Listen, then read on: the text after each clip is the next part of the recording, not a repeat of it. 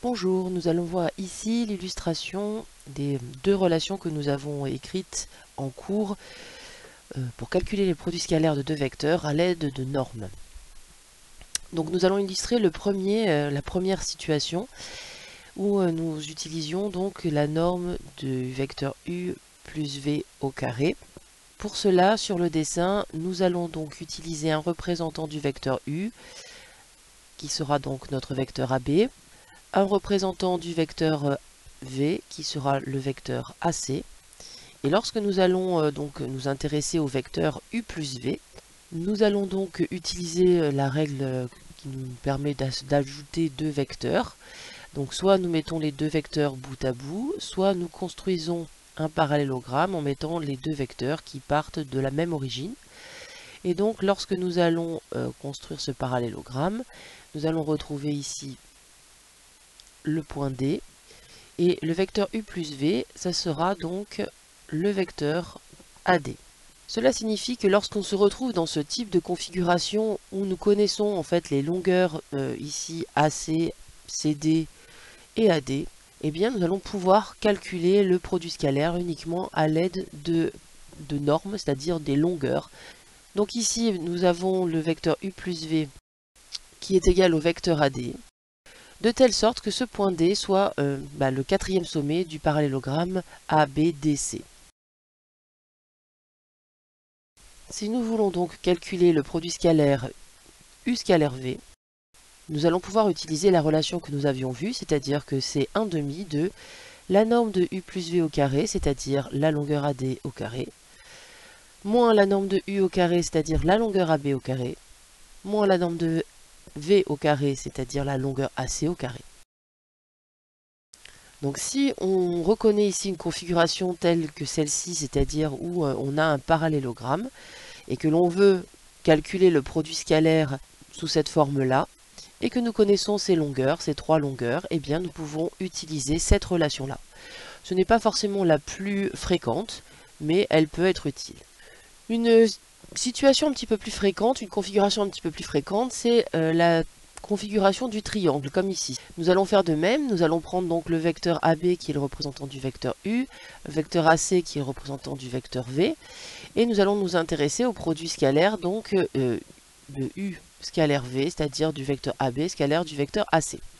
Ici, dans ces cas-là, nous connaîtrons la longueur CD et non pas la longueur ici AD avec le point D tel que le quadrilatère ABDC soit un parallélogramme.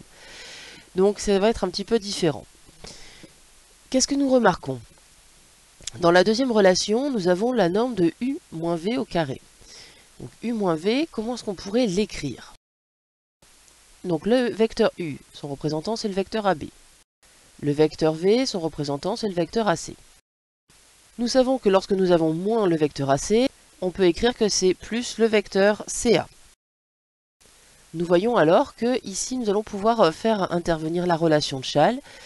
Si vous voulez, on peut donc l'écrire autrement pour pouvoir la voir de manière plus évidente. Donc nous voyons que c'est le vecteur CA plus le vecteur AB. La relation de Schall nous dit que ce sera égal au vecteur CB. En fait, ce vecteur CB ici correspond au vecteur U moins V.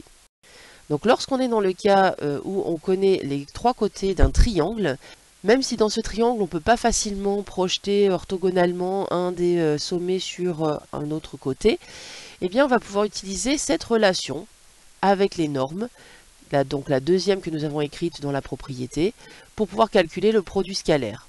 En effet, le produit scalaire de U par le vecteur V, c'est 1/2 de la norme de U au carré plus la norme de V au carré moins la norme de U moins V au carré.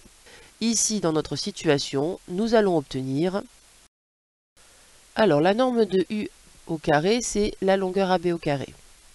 Plus la norme de V au carré, c'est la longueur AC au carré. Moins la norme de U moins V au carré, c'est donc la longueur BC au carré. Et donc voilà, si nous connaissons les trois longueurs dans un triangle, comment nous pouvons calculer le produit scalaire de ces deux vecteurs AB scalaire AC. Nous allons donc voir cela dans un exemple. On va prendre ici un parallélogramme EFGH. on vous donne des longueurs et on veut calculer le produit scalaire EF scalaire EH. Donc nous allons faire une figure à main levée. On veut donc calculer le produit scalaire EF scalaire EH. Donc je vais repasser ici. On reconnaît ici une configuration sous forme de triangle. On connaît la longueur EF, on connaît la longueur EH et on connaît la longueur HF. Cela signifie que nous allons donc utiliser la deuxième relation, celle de la configuration du triangle, et nous allons donc écrire que EF scalaire EH, eh bien c'est la norme de EF au carré plus la norme de EH au carré moins la norme de EF moins EH au carré qui est égale à la norme de HF au carré. Donc nous allons donc écrire déjà la différence entre EF moins EH. C'est donc égal à EF plus HE. On va utiliser la relation de Chasles. Nous allons donc utiliser maintenant la relation numéro 2 de la propriété qui nous dit que le vecteur EF scalaire le vecteur EH, c'est donc 1/2 facteur de la norme de EF au carré plus la norme de EH au carré moins la norme de HF au carré. Nous allons remplacer maintenant par des longueurs. La longueur EF c'est 4, donc 4 au carré, plus 2 au carré, moins 3 au carré. On obtient 1/2 de 16 plus 4, moins 9. 1/2 de 11, donc soit on laisse 11/2, soit on peut aussi écrire 5,5. Nous avons donc ici calculé le produit scalaire entre les vecteurs EF et EH. Dans une deuxième question, on nous demande d'en déduire la mesure de l'angle FEH au degré près. Donc l'angle en question, c'est celui-ci. Nous allons donc utiliser une autre écriture, une autre façon de calculer le produit scalaire, celle qui utilise le cosinus de l'angle géométrique FEH, et grâce au résultat que nous avons obtenu ici, nous allons pouvoir en déduire sa mesure. Donc pour cela, nous allons donc écrire cette relation. Nous allons maintenant remplacer les longueurs que nous connaissons, ainsi que la valeur du produit scalaire, puisque nous venons de la calculer.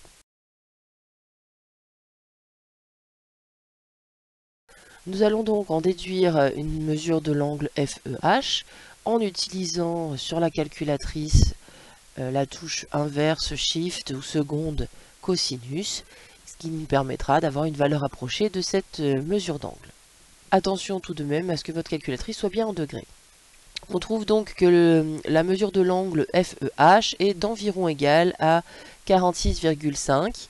Donc on va arrondir au degré près, ce qui va nous donner 47 degrés. Deuxième question, nous allons donc ici, cette fois-ci, vouloir calculer le produit scalaire FE scalaire FG. Les deux vecteurs dont nous devons calculer le produit scalaire sont les vecteurs FE et FG. Donc FE c'est celui-ci, FG c'est celui-ci. Nous ne sommes pas dans une configuration ici où nous connaissons la longueur des trois côtés de notre triangle EFG. Donc on ne peut pas utiliser la configuration du triangle. On va donc s'intéresser ici, puisque EFGH est un parallélogramme, à la configuration parallélogramme. Et dans ce cas-là, nous avons vu que, eh bien, il nous faut connaître la norme du vecteur FH, qui lui est donc le vecteur somme entre le vecteur FE et le vecteur FG. Si nous remettons les longueurs que nous connaissons ici la longueur du côté EF qui est 4, la longueur du côté FG qui est 2, puisque nous avons à faire un parallélogramme, les côtés opposés ont la même longueur, et la longueur FH qui, elle, est 3. Et nous allons pouvoir donc utiliser la première relation que nous avons dans la propriété, qui nous dit qu'à ce moment-là, lorsque nous connaissons la norme du vecteur somme de nos deux vecteurs dont on veut le produit scalaire, eh bien, il va falloir faire 1/2 facteur de la norme justement au carré de ce vecteur somme, donc ici du vecteur FH, moins la norme au carré du vecteur FG, moins la norme au carré du vecteur FE. Cela va donc nous donner FH carré moins FG carré moins FE carré. On va donc remplacer par les longueurs. FH carré, donc ça va nous donner 3 au carré, moins FE carré, 4 au carré, moins FG carré, 2 au carré. 9, moins 16, moins 4.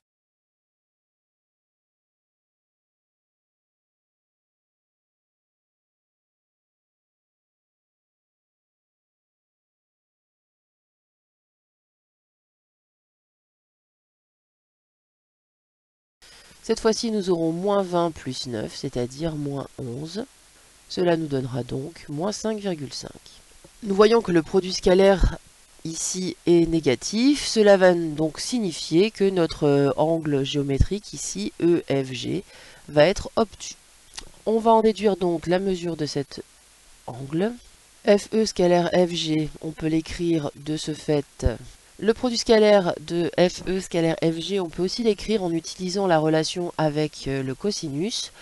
Et grâce à cette relation et le résultat qu'on a obtenu ici, nous allons en déduire la mesure de cet angle-là. Nous allons donc remplacer le produit scalaire FE scalaire FG par moins 5,5. Ensuite, la longueur FE par 4, la longueur FG par 2.